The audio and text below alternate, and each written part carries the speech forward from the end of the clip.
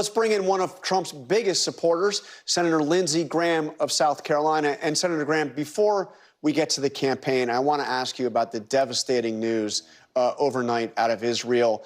I know that you have been a big advocate for the hostages, and you got to know, Senator, you got to know the parents of Hersh quite well. What's your reaction to this heartbreaking news? Heartbroken, devastated, mad. John and Rachel have done everything in their power to help their son be released from captivity. After 11 months of captivity, he was murdered by Hamas. Hamas could care less about the hostages or the Palestinians. And if you want the hostages home, which we all do, you have to increase the cost to Iran. Iran is the great Satan here. Hamas is the junior partner. They're barbaric religious Nazis, Hamas. They could care less about the Palestinian people. I would urge the Biden administration and Israel to hold Iran accountable for the fate of remaining hostages and put on the target list oil refineries in Iran if the hostages are not released. We heard from the White House overnight a statement from President Biden saying that Hamas leaders will pay for these crimes. That was what the president said. What are they going to pay? I mean, what's the price? I mean, they've destroyed a lot of Gaza. They put their own people in harm's way. Hamas could care less about the Palestinian people. Mr. President, Bibi, if you want to really change things when it comes to the hostages, tell the Ayatollah what he values is on the target list. Until that happens, nobody's coming home.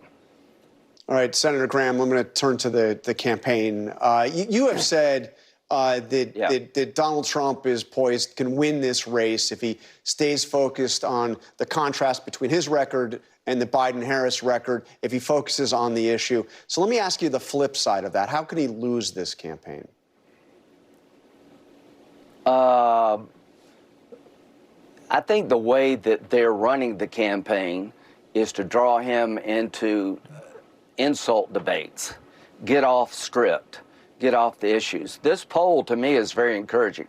Now, in a head-to-head race, Trump is losing slightly, but on the issues, Trump, economy +8, inflation +8, border +9. My God, that's a blowout. Focus on the issues, Mr. President. Every poll says the same thing. The American people trust you with what matters the most to them: the economy, inflation, border security, and just managing the government. If I were you, my friend, I would focus on those issues laser-like, and you will win this race. And if you look at what the former president has said just in the last week or so about Kamala Harris as he looks ahead to this debate, he has called her, quote, low IQ, dumb, someone who, quote, can't put two sentences together. Now, those sound a little bit more like schoolyard taunts than the stuff of a presidential campaign. Yeah. But it's also a strange way to set expectations before the debate. Yeah, I think she's, she's been a senator, she's attorney general, she's now vice president. Obviously, she has some talent, but here's what I would say. On foreign policy, she's been a wrecking ball. On Israel, she sat there and listened to somebody call the Israeli government and people engaging in genocide and did nothing about it. She boycotted Bibi's speech to the Congress, sending a signal to Hamas and Iran that America really doesn't have Israel's back. She was cheerleading the withdrawal from Afghanistan. She's bragged about being the last person in the room, the dumbest decision maybe in modern history by American administration. I was in Munich when she warned the Russians not to invade Ukraine. 4 days later, they did. She's been in charge of the border in some way. I don't know what the hell she's been doing on the border, but we've got more terrorists in our country any time in history, and fentanyl poisoning is the leading cause of death among young people in America. That's what I would hit her with. She's been a wrecking ball on foreign policy. It's the most incompetent administration I can remember on things that matter to the American people, your safety and your prosperity. That's what I would talk about, not her IQ. Her job performance has been lousy. By the way, that speech by Netanyahu, as I recall, J.D. Vance didn't go either.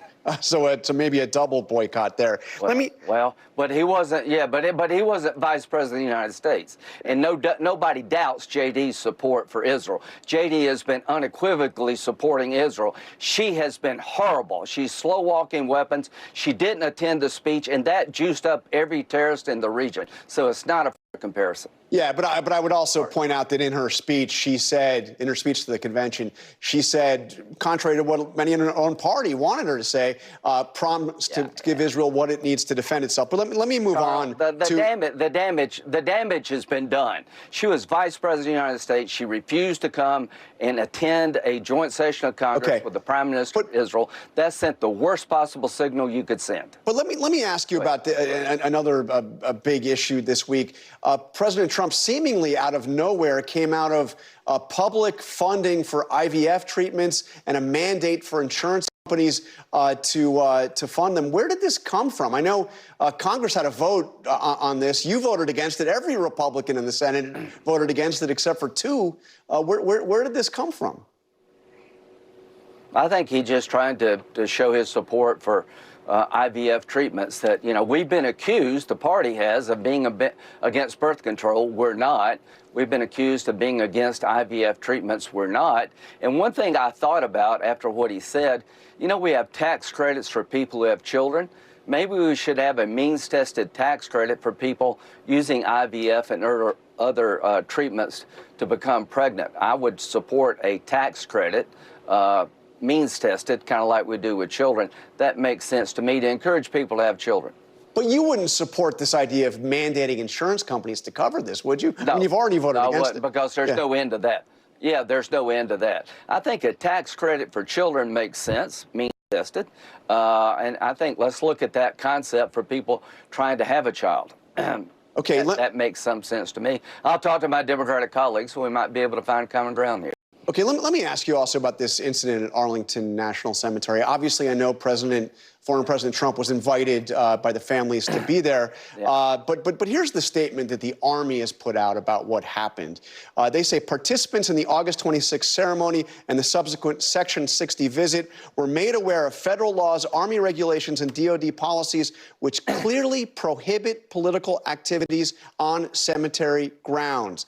An Arlington National Cemetery employee who attempted to ensure the adherence to these rules was abruptly pushed aside. The incident was unfortunate, and it is also unfortunate that that employee and her professionalism has been unfairly attacked. Did the campaign cross a line here? I don't know. I think we need to, I'm all for looking at what happened. But what really is unfortunate? That these families had to go visit their fallen loved ones at Arlington due to incompetence by the Biden administration. I've tried to work with President Biden to get Saudi and Arabia and Israel to reconcile. I've supported a lot of their nominees. I've known President Biden for a long time. But Vice President Harris bragged about being the last person in the room cheerleading the withdrawal of all forces that led to the death of these 13, rise in terrorism, combine that with a broken border, another 9/11's coming our way. So what I take away from this whole debate about Arlington is why they died, how they died, and the incompetency that led to their death. To the American people, we've lost deterrence. Nobody in the world is afraid of Kamala Harris. She has become, in my view, ineffective in terms of a voice for America. So if you want to avoid more dead Americans, vote for Trump. And I know you also opposed Donald Trump's talk of quickly getting out of Afghanistan as well. Senator Graham, thank you very much for joining us on This Week.